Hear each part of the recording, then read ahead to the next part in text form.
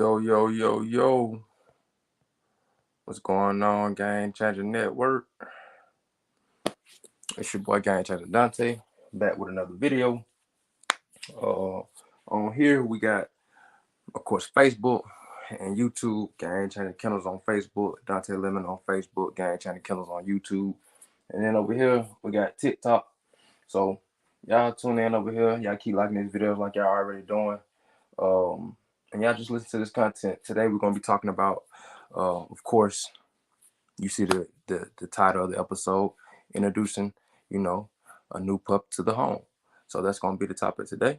I think it's going to be a really good topic for a lot of people who, of course, never had a puppy before, or maybe somebody that's had a puppy and need a little bit more tips on what to do when introducing a new pup to their home.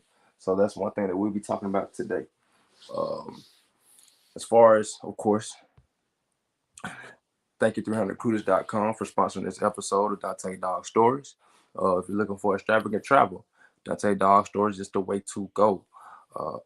Excuse me, 300recruiters.com is the way to go. Extravagant travel. Anytime that you, of course, want to book a nice resort or just an extravagant vacation anywhere in the world, 300recruiters.com is definitely the way to go. On to the next dog of the day, the American Pit Bull Terrier. And for everybody on TikTok, I know I don't go live over here too often, but with Donte Dog Stories, we always have a dog of the day. So today's dog of the day is the American Pit Bull Terrier. And shout out to everybody on TikTok right now. We got almost 100 people watching. And then we got about 3 or 4 folks watching on Facebook right now. I know it's late over here on the East Coast. But like I told y'all before, a lot of my views come from the Midwest, so it's all good. I know people are up over there. But for the dog of the day, American Pit Bull Terrier. One of my favorite breeds to breed or to just be involved with, period. It's one of the best breeds out. When you talk about the American Pit Bull Terrier, of course, like all dog breeds, they are very, very loyal. But the difference with an American Pit Bull Terrier is they like to please. They love to please. Actually, that's what they thrive on. They love making their owners happy. They love doing work for their owners. They love doing those type of things. So that's why I love the American Pit Bull Terrier. It's one of those breeds that never gives in, never gives up. Always gives you 100%.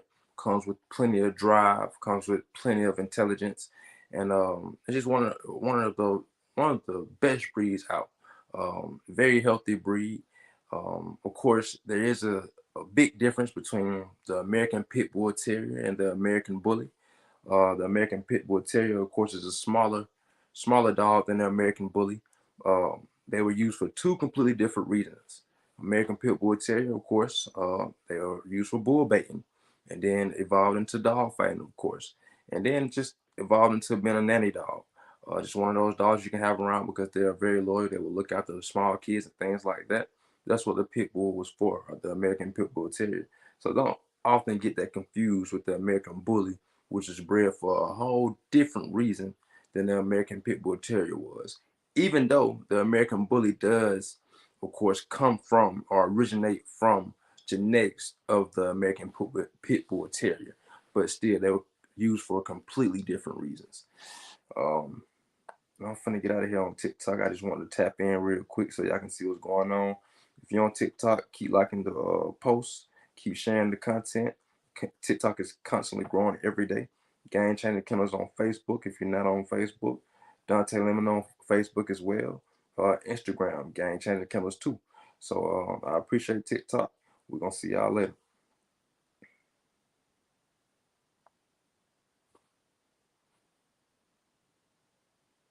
All right, shout out to 500 views on TikTok in literally under 3 minutes. Um,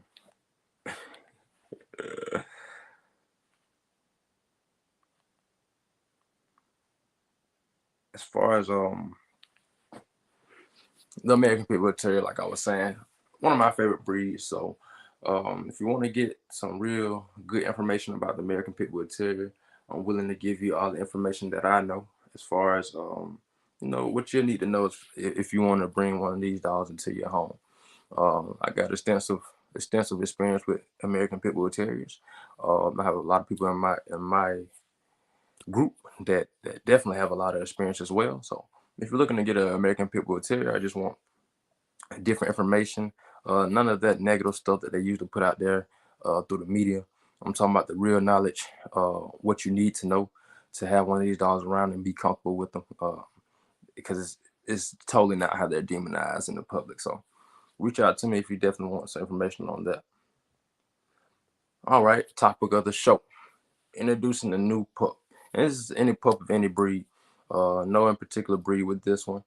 Of course, last week we covered majority the dog and human relationship.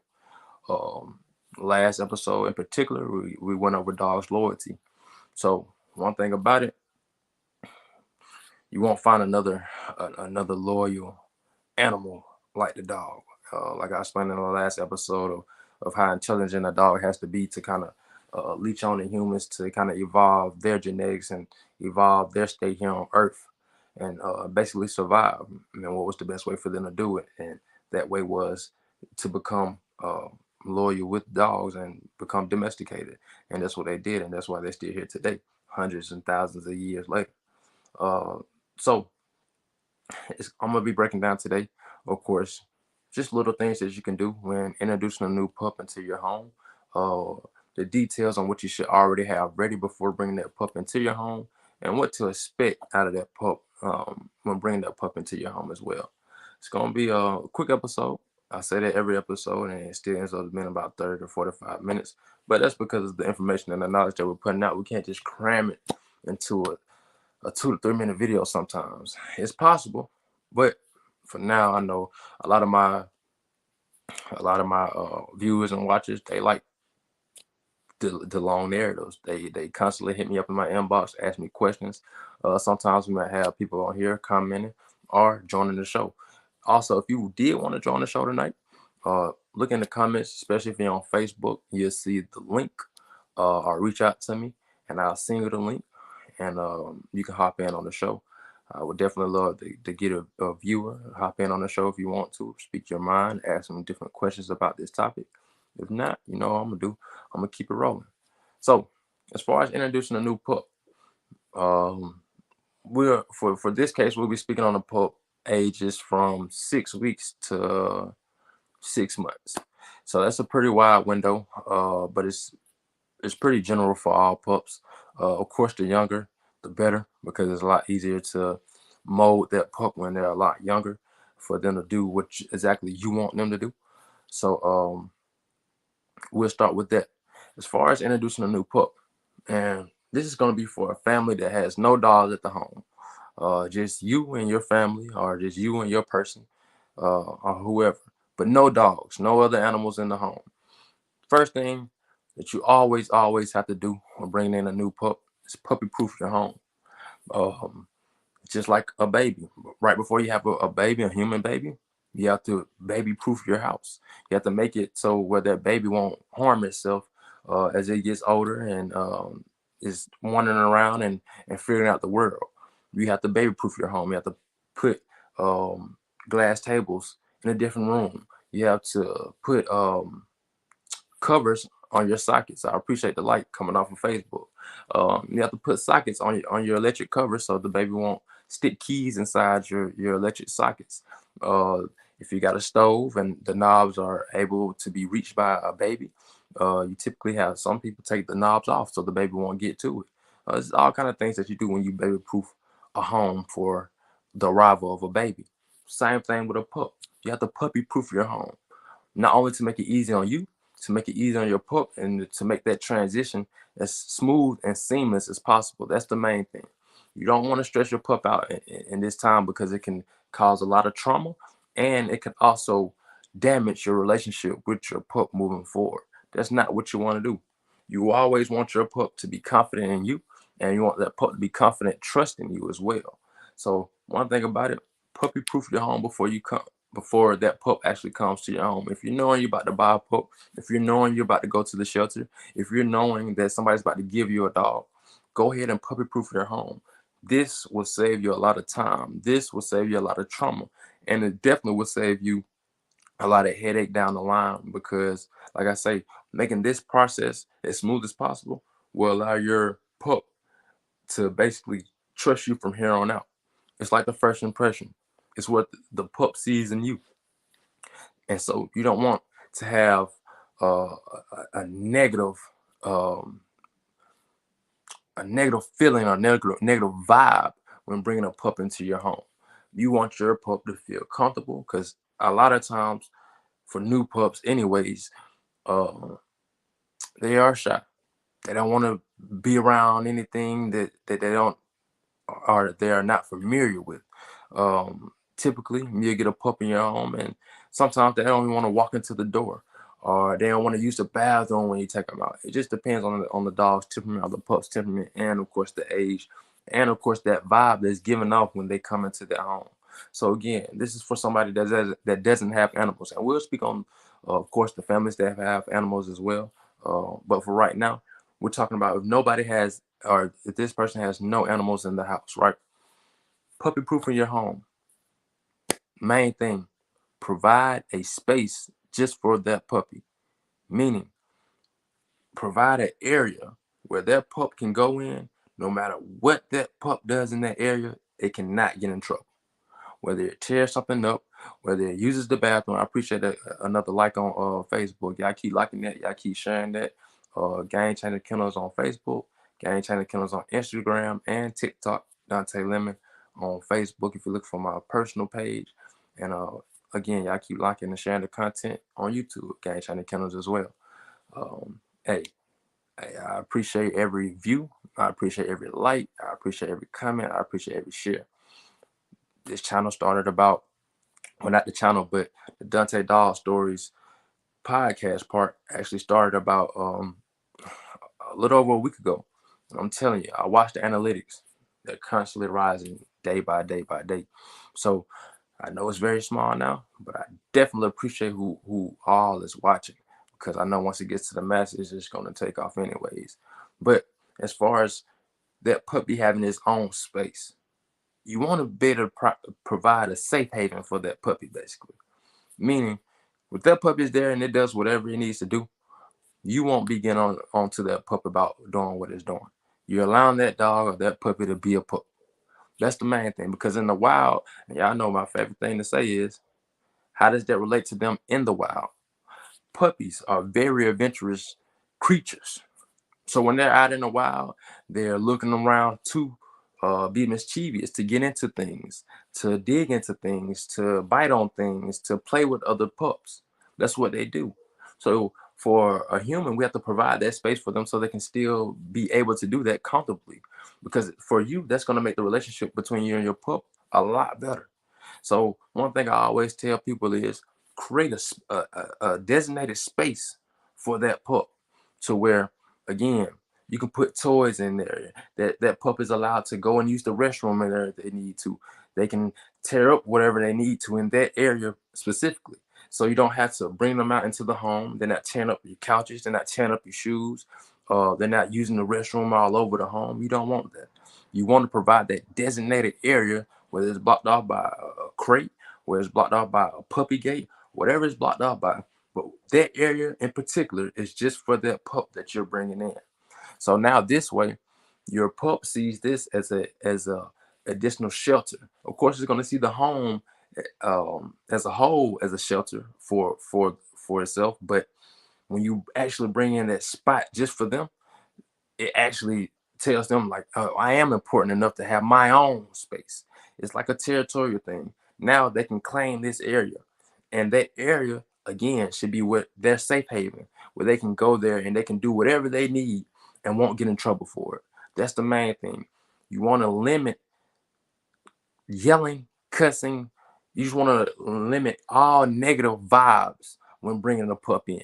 So the less you have to yell at a pup, the less you have to put your hands on a dog, the better. Because essentially, this is how you're building the relationship between you and your dog. And you don't want one that's going to be rocky or shaky or have your dog questioning you. Because, like I said, in the future, if your dog is questioning you, you'll run into a lot of headache. Or if your dog not listening, you calling them, you asking them to do commands, they're not listening. Because the relationship from the beginning wasn't brought in well. It wasn't done correctly. Shout out to that like on TikTok as well. It wasn't done correctly. So you have to, again, how does this relate to them in the wild? In the wild, they have a den that they stay in for an approximate amount of time where they can do all this. The den is their safe haven. They can't get in trouble inside the den until they come out into the world and see the light. So while they're in that den for those weeks, while they're down there, the mom cleans up the restroom, but they're still allowed to be puppies. That's their safe haven. Create a den for your puppy when you're bringing in a new pup. And again, this is for anybody that doesn't have any other dogs on the premises, no other animals on the premises, just the family or just you as a single person, just you and that dog. You create that dog a personal space just for them.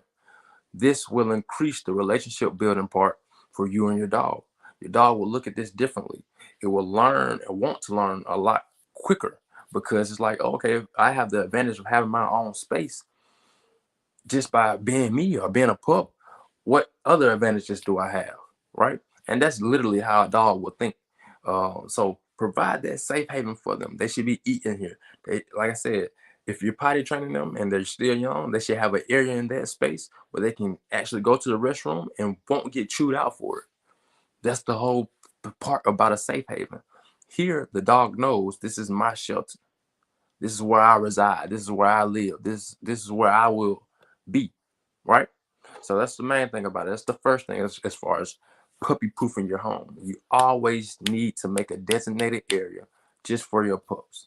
And some people use crates, but a crate may not be big enough. And sometimes you have to use crates to incorporate other training skills down the line that you don't want to just use the crate for the safe haven. So keep that in mind as well. Now, if you have dogs, this is going to be a little different because you already probably have dogs in a certain area and you may not have the space to create just one area for that dog. So when bringing in a new pup, you should be basing it off your dog's age and temperament that you currently have. So if you're bringing in a pup that's 6 weeks to 6 months old, you have to keep in mind that's approximately like a toddler to maybe a 5-year-old's age. Very, very young mentality. Still learning the word, of course, and just a lot of things that dog has to encounter before it can be considered mature. So therefore, if you have a adolescent dog or a dog that's just reaching its teenage years or maturity, you have to understand that it may be some conflict there depending on the temperament of that dog. Again, this is the relationship building process. So what I've seen a lot of times is people get very young puppies, and then they have adolescent or teenage dogs, and then that teenage dog, which would be considered between we're gonna say about 8 to 11 months, roughly, right? That teenage dog is constantly nagging or at that puppy because they're just getting out of that playful stage. But that puppy is bringing them, of course, back into that stage because the puppy is very energetic. It gives off that bubbly energy that wants to play, that wants to be rambunctious. Because, like I said, if we asking how does that relate to them in the wild, um, the puppies are still in the den at this age, and then of course the teenage dogs or canines, they're out learning how to forage, learning what's the basis of life already at this point. And like I said, dogs grow very fast, very rapidly. Their brains move quickly. So if you have a pup and then you have an adolescent dog, shout out to that like on Facebook, um, and then you had an adolescent dog and you're trying to bring them together, you might have issues because of the mentality. It's like bringing, like again, a toddler and a 13-year-old together. Yeah, that 13-year-old is a lot older, but it still has a childlike mentality. Or with that toddler that you have, they're going to be very energetic, very playful.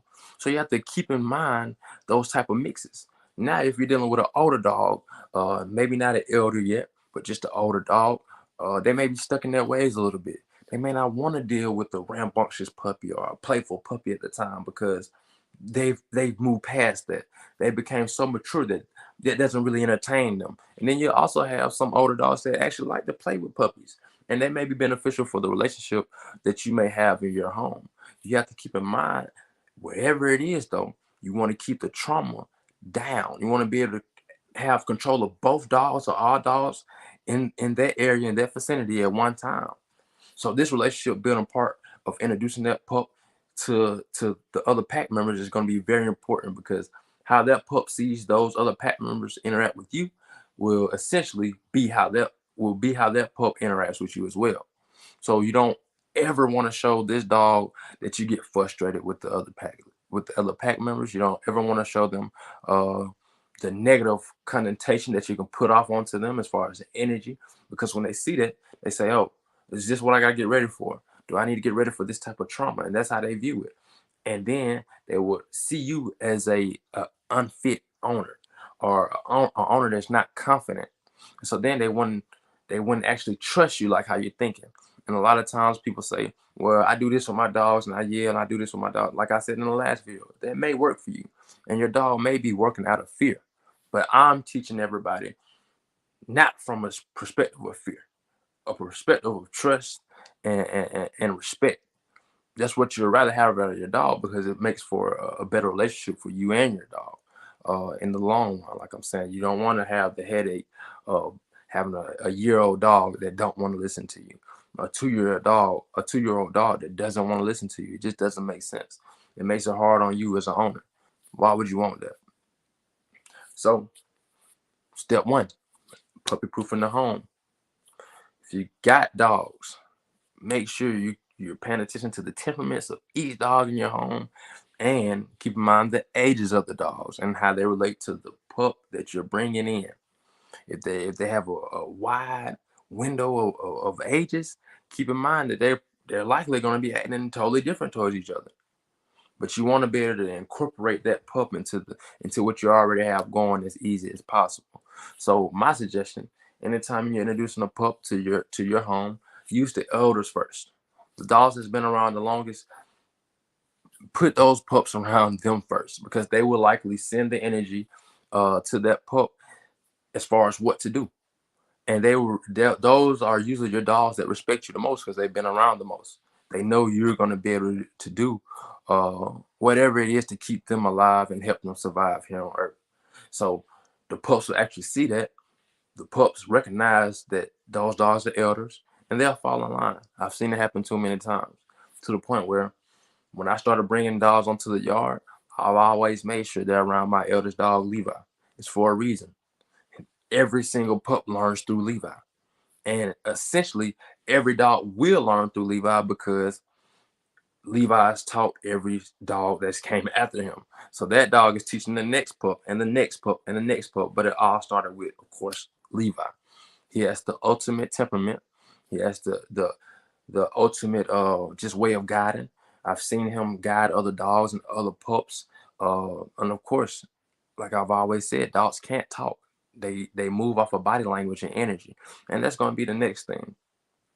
When bringing your dog into a new home, or bringing your pup into a new home, you want to be able to provide the correct energy for them.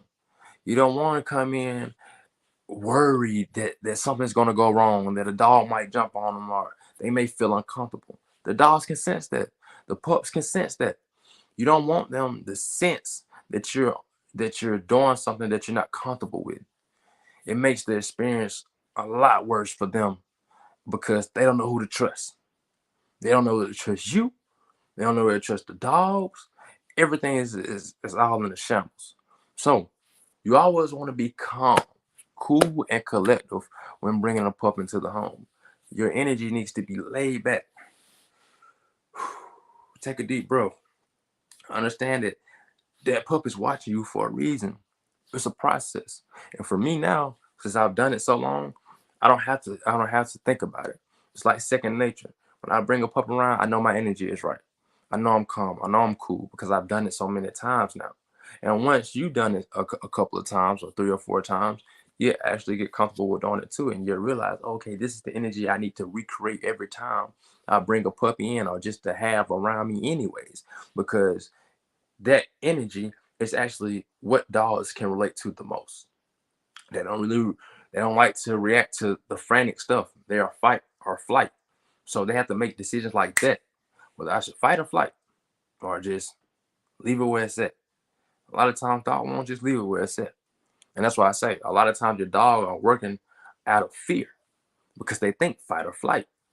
So one thing they see that hand go up, they get to running. They hear you yelling, they get to cowering. You don't want that. That's not a good relationship to have with your dog. You want to build trust, trust, trust. That's the main thing.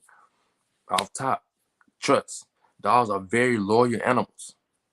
Trust is probably one of the most main components between the humans and the dogs that has to have a balance. If it doesn't, again, that relationship won't amount to much. You may think it will, but trust me, down the line, it will cause for headaches. It will cause for heartaches. And you hear these stories about, oh, I had my dog for 3 or 4 years, and then they just start acting like this. No, it's not that they just start acting like this. It's just today they decided to take the chance to do that because over the years they watched you not show a calm and assertive demeanor. They haven't been on your trust with you. You haven't done anything to build the relationship. You just fed the dog and left. Of course, 3 4 years down the line, this dog can lash out and do anything, not listen to you, not necessarily say bite you, but just lash out, dig holes in the wall if you have a dog in the side. I've seen dogs tear up blinds, of course. I've seen dogs, of course, tear up furniture, tear up belongings.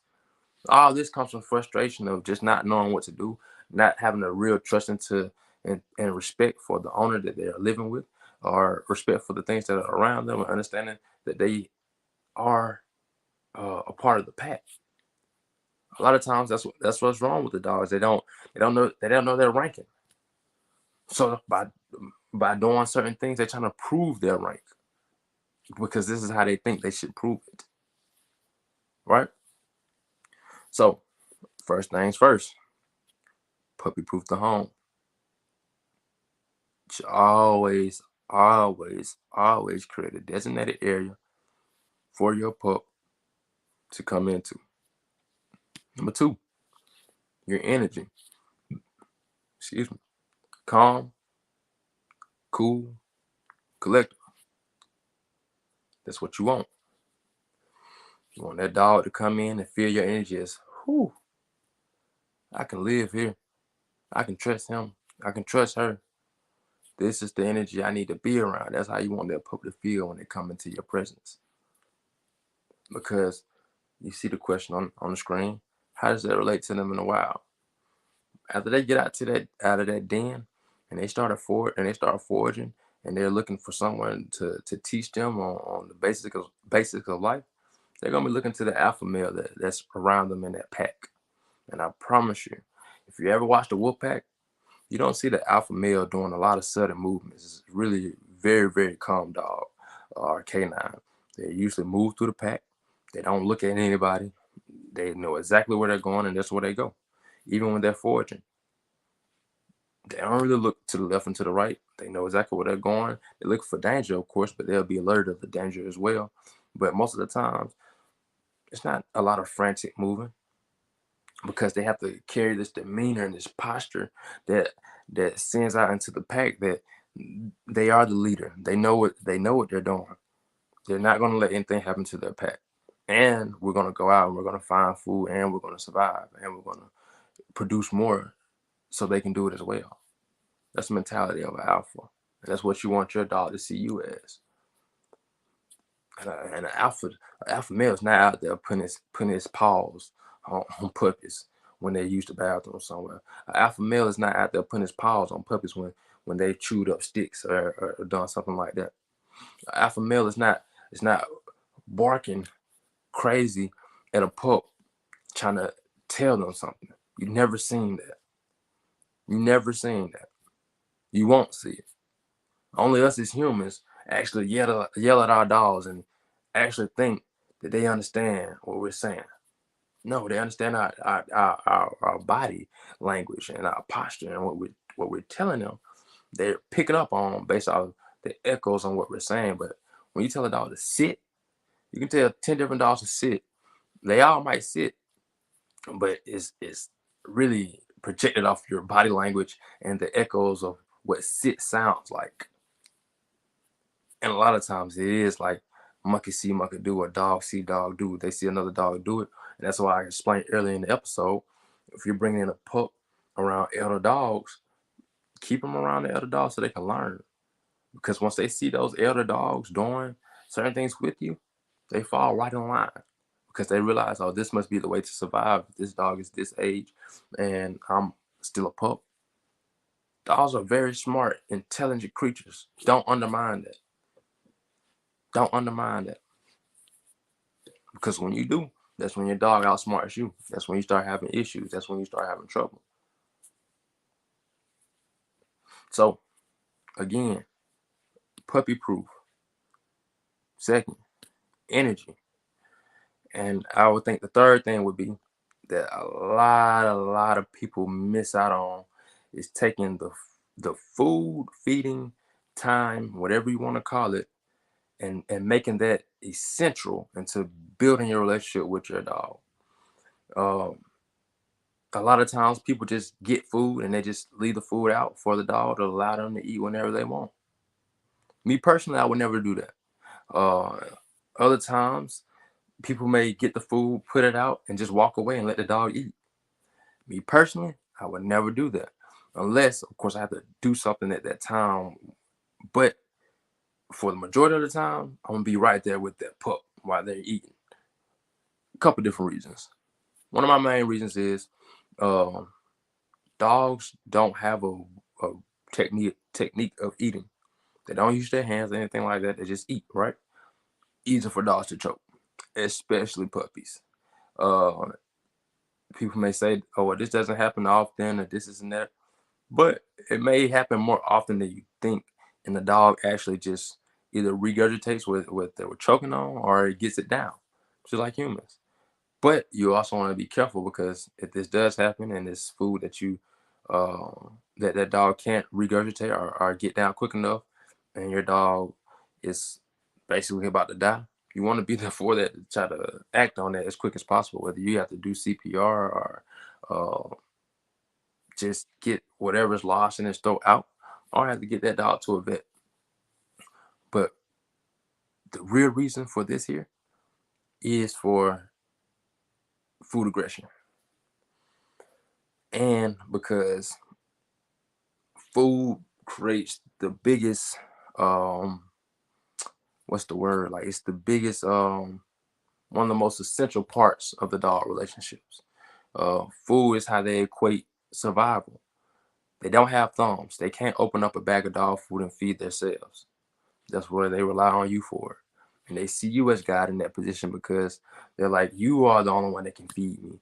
You are the only one that can keep me alive because you have the ability to go in that bag, scoop out some food, put it in their pants, and give it to them. It's just that simple. But for that reason, they look at you totally different. And I just want to pause and say thank you to 300cruisers.com for sponsoring this video today. If you're looking for extravagant travel, 300cruisers.com is the way to go. So that pup is actually looking at you to be, like I say, that guide for them. Food will be essential in building your relationship with your dog. I know on a couple of other episodes, I said walking would be, and that's correct as well. Now, when you have both of them and you can use both of them correctly, I promise you the relationship you will build with your dog will be like none other. I promise you that. So use food to your advantage. In your safe haven that I'm telling you about creating for your dog, this puppy proof area, right? Feed the dog in that area because that dog will equate that this area is my area for one, and for two, this ritual of getting fed, this fulfilling feeling, um, the fact that it feels great to feed my face, dogs love that. And if you're doing it in that area, they can associate this area with positive energy. And again, that's the main thing I said from out the gate with the episode. You don't want to bring any negative energy to this pup. You don't want to bring a traumatizing energy to this pup. You want this pup to be able to move in as seamless as possible, as smooth as possible. Food can become a great distraction for positivity. Imagine how you feel when you eat a good meal, when you go get that seafood boil. Or when you go to to the Brazilian steakhouse and they bring you all that food and they cutting duck, they cutting lamb, they bringing out mashed potatoes, green beans, it's everything until you flip that card red. Same thing with a pup. They love to eat. That time is essential for them. They love to feed their faces. That's what they like to do. Use that time to your advantage. Make sure your dog doesn't have food aggression. Put your hand in the bowl at a very young age so your pup can learn through the duration of his life that it should never disrespect you, whatever you do with the food. So a lot of times people see my videos and why they are very intrigued because they're like, well, why are you putting your hand down in the bowl while your dog is eating? I want to create the ultimate trust with my dog. I want to be able to put my hand in the bowl and I want to be able to know that this dog's not going to do anything to hurt me. I want this dog to know that I wouldn't do anything to hurt them. That's the main thing. And the fact of building that trust with that dog, I know that he would look at me different or she would look at me differently. I know that they're looking at me like the alpha. For that reason, use food to your advantage. Especially if you realize you have a very food-driven dog. And the way you'll know is because a food-driven dog will essentially do anything for food. You ever had a dog that as soon as you bring the treats out, their whole demeanor changes? They listen to you in a way that they never listened to you before? It's because they're very food-driven. Tap into that. Use that to your advantage. Play off of that. It's a reason. Food can be your best friend. And a lot of times people always hit me up, and I'm gonna be honest. They always asking me, "Oh, your dog's so big. What are you feeding your dog?" It doesn't matter. Do you have a good relationship with your dog where you can put your hand in the bowl, regardless of what you're feeding them? If you can't do that, you don't need to be worried about the food first. You need to be worried about the relationship with your dog, and then ask about the food. But I do feed my dogs Victor, very very quality dog food. If you don't like a lot of mess, like runny poop, Victor is probably something you might want to try. I'm not advertising anything. This is just what I use, and I know from experience they leave a very solid poop. Very very good dog food. Very low in the smell as well. Not saying that it doesn't stink because it's still poop, but it is very low compared to a lot of other dog foods that I've used. I actually used the Victor Professional, which has beef meal as the first ingredient. Of course, a lot of the chicken and corn products that use it as the first ingredients actually cause that poop to smell a lot louder than some other poops because of how the digestive system actually breaks it down and things like that. But again, as far as that ritual with your pup, I call it ritual because it is a ritual that you're doing. And I basically create this ritual with my dogs as far as them being patient for one and being unaggressive for two. I always make my dogs wait from day one. I don't care how old they is, from day one. The first day that that dog comes on to my yard, they will wait to eat. Now, of course, that first day they won't understand what I'm doing, but it's about the actual process of me doing it, starting it up so they can understand what to expect moving forward. So therefore, if I tell a dog to wait, that's what I expect them to do. Simple. You won't eat until you wait. And eventually, that pup will start waiting and realize, like, oh, if I just wait 30 seconds, 60 seconds, 2, 3, 4, 5 minutes, he'll eventually put the bowl down and I can enjoy myself. Now, don't be out here sabotaging your dog, making them wait long period of times. I mean, imagine you being hungry and just looking at a nice New York strip in front of you from Texas Roadhouse with the rolls and your favorite side of a loaded mashed potato or a loaded baked potato or something, and you looking at it and you see the steam and you smell it, and it's sitting in front of you, you like, God, I'm ready to dig in. Especially on rolls, I'm ready to dig in, right? And then somebody keep saying, wait, wait, wait, wait, wait. To get annoying. It won't necessarily cause the trauma that I was speaking on earlier, but they'll make the dog uninterested. Uh, Therefore, it'll see you as playing a game, and you don't want that. You want your dog to still be engaged with you. You don't want them to fall out of engagement because you're dragging it on too long. Just complete the training. Of course, let your dog eat, but do it in a manner, of course, like I say, if you're going to have them wait 30, 60 seconds, then move forward as far as feeding them. These three things I feel like are essential to introducing any new pup of any breed into your home. When you have multiple dogs or if you have no dogs. Of course, it's a lot of other things that's important to introducing a new pup, but these are the basis. These are the things that when you start out with these, you lead into the other things after. As far as like potty training, as far as like walking your dog, as far as the schedule you actually have your dog on. Prior to doing any of that, you need to have that home. One, what we say, puppy proof.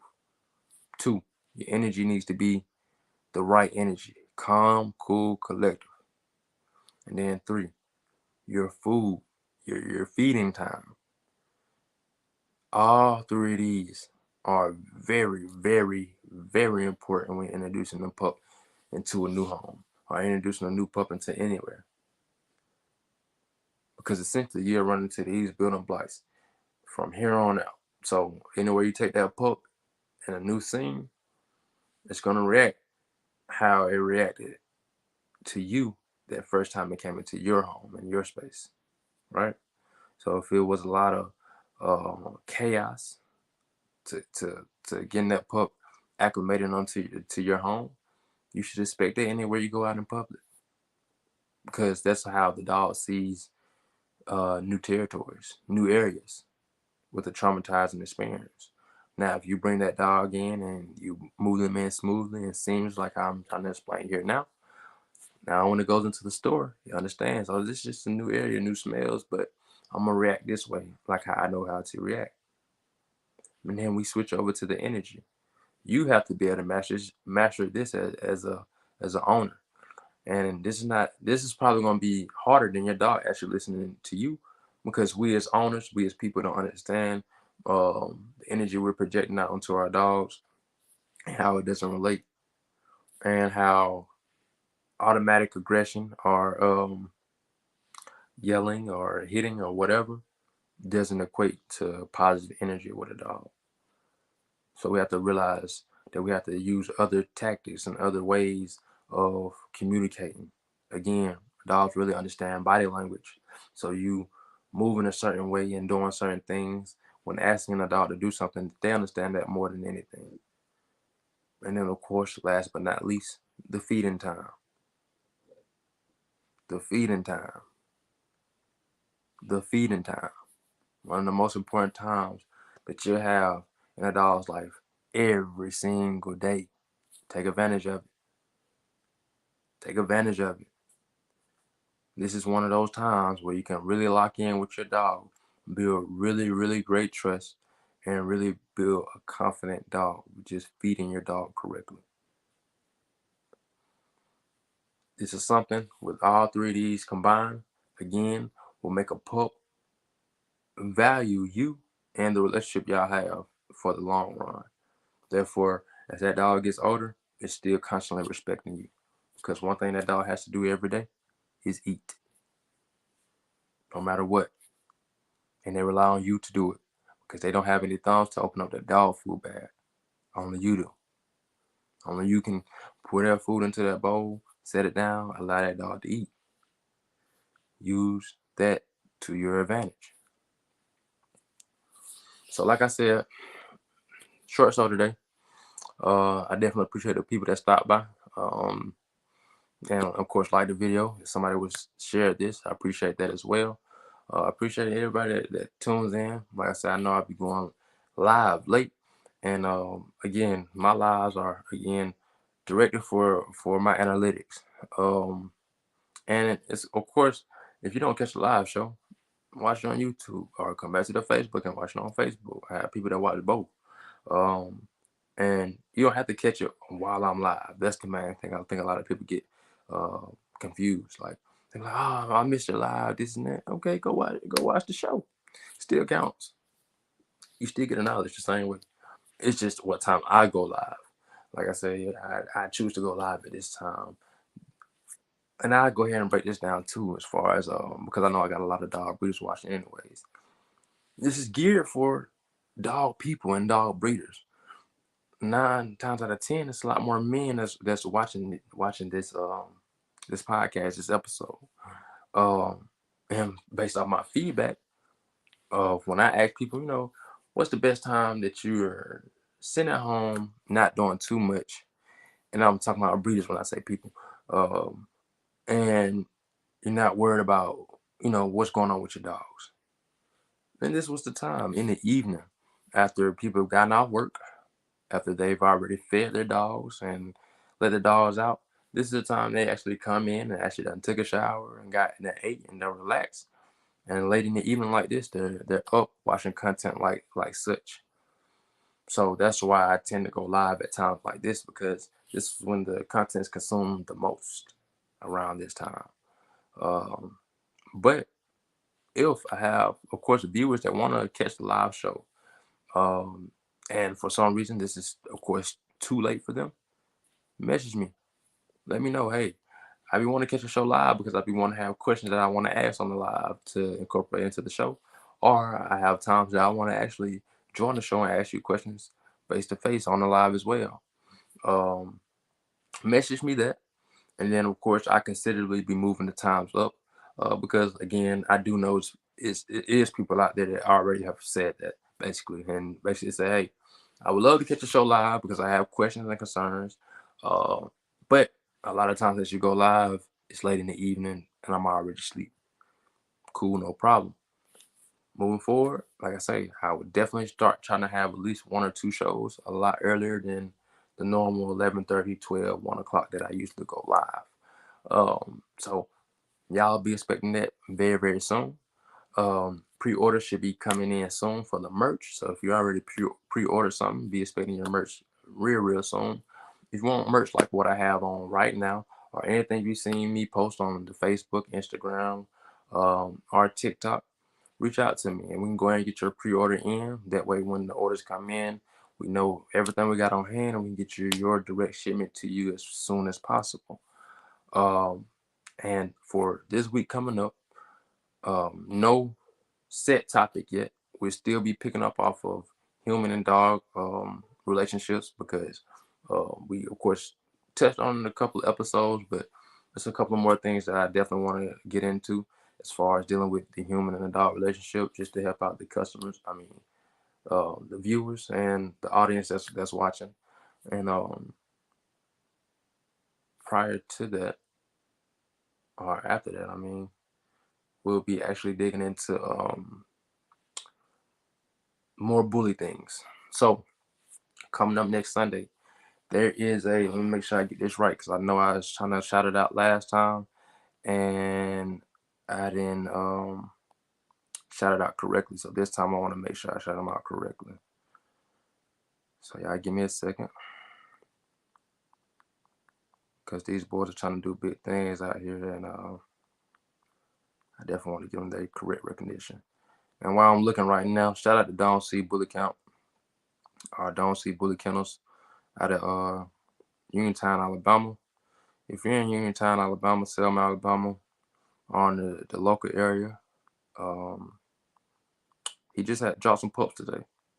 Very, very beautiful pups. So if you're looking for some nice quality pups, we actually got a pup here at Game Changing off of Donte Bully Count. So nice quality dogs that they have there. They just dropped a 9-piece, and I'm talking about beautiful, beautiful pups. 6 girls, 3 males. The owner over there, shout out to Donte, he actually reached out to me and let me see the pups firsthand after they were born. And when I tell you they're very, very beautiful pups, they are extremely, extremely beautiful pups. Real good Merle colors.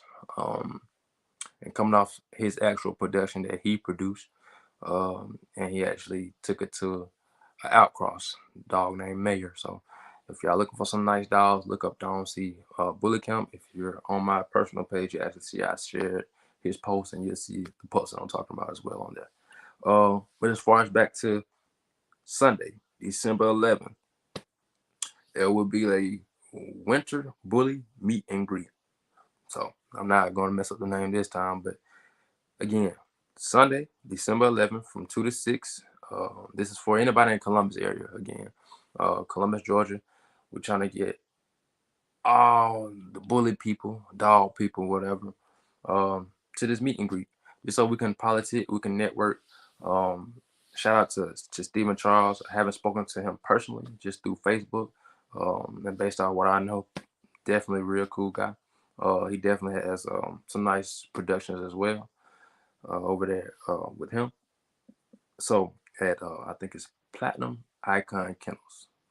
I believe it's Platinum Icon Kennels. I have to double check that as well.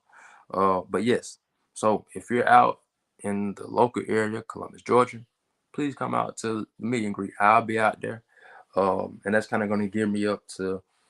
I'll be trying to get, of course, interviews with breeders here in Columbus, of my hometown. And basically trying to put us on, um, because here in Columbus we don't really have a major dog scene as far as the bully game, when we should, because I mean a lot of people are into the bullies here, but it's just not as strong as it could be.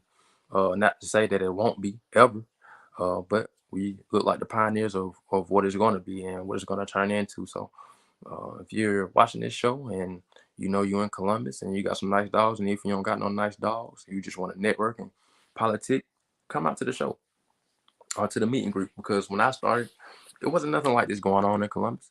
It wasn't nobody out here putting events like this together. Excuse me. It wasn't nobody having dogs like this to even think to do something like this. So um, definitely come out, show y'all support. I'll be there again, like I said. I'll be there trying to get interviews in, exclusive interviews in with breeders. If I can't get interviews then, I'll definitely be setting up dates to contact them at a later time and to reach out to them and may possibly pull up on their yards to see some of their productions as well, and to provide y'all some great content. So y'all be expecting that if you're in a local area. If not, and you're watching the show, again, I want to appreciate you for taking your time out. I definitely value that. Continue to like, comment, share this video, and share all the other content as well. Of course, look at all the other episodes that you missed out on. Catch up on them. If you got any questions or concerns, reach out to me. Anything that I can add to the show that y'all feel like I'm missing. This is a very, very new show, but we rocking and rolling. But if you feel like it's something that I can add to the show that can make it more entertainable or entertaining, excuse me. If it makes it more entertaining for you, reach out and give me a suggestion. I'm not opposed to constructive criticism at all. I understand that that's how you build great things. So reach out to me, let me know. But I definitely appreciate y'all's time again. Gang Chatter Network. That's another Donte Dog Stories episode. We'll see y'all on the next one for sure.